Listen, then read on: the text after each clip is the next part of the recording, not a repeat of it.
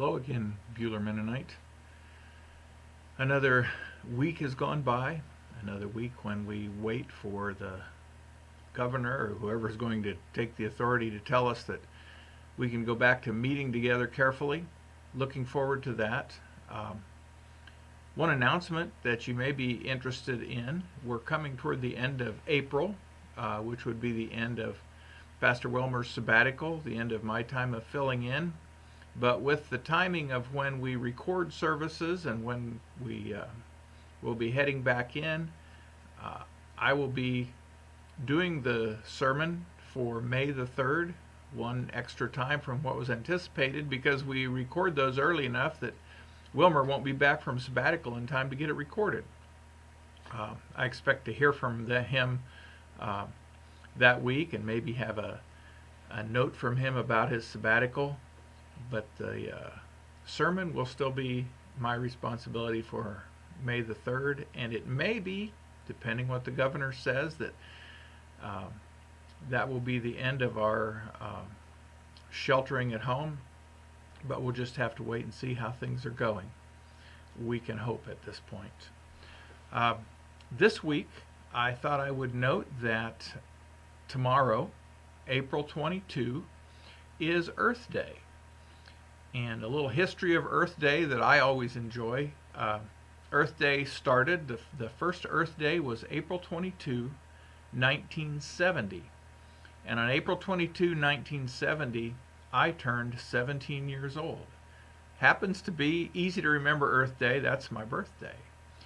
But I tell my grandchildren every Earth Day and my children that the truth is, I'm older than Earth Day.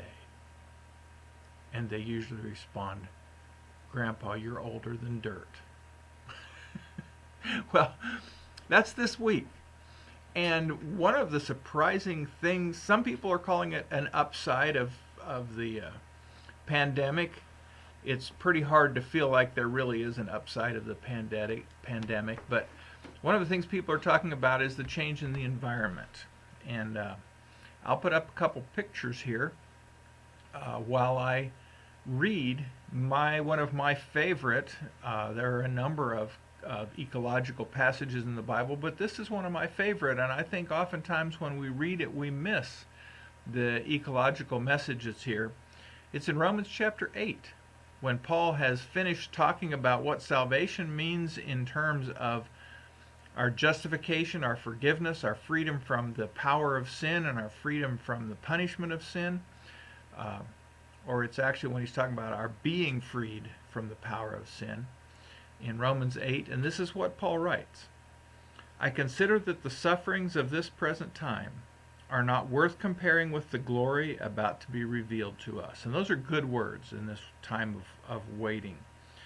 The confidence that what is ahead beyond this life is so much better than the sufferings of this life. And then he goes on in verse 19, for the creation waits with eager longing for the revealing of the children of God.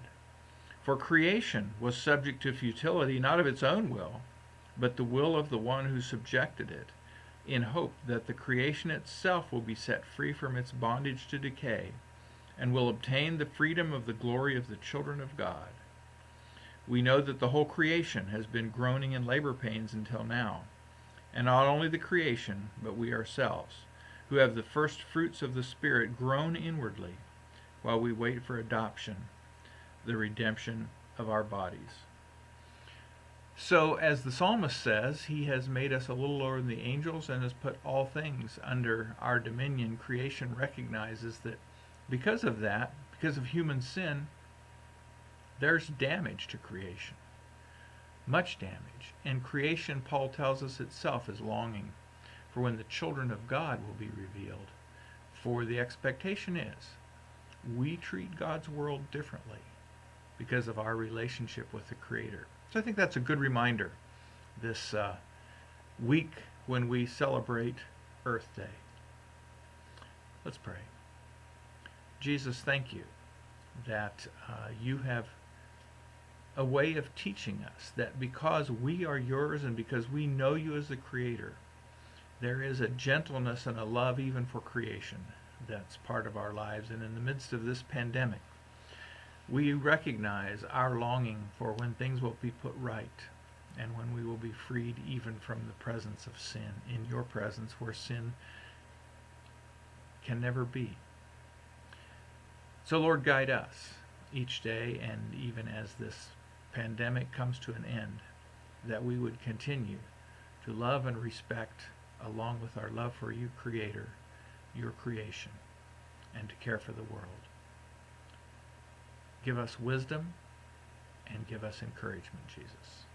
Amen.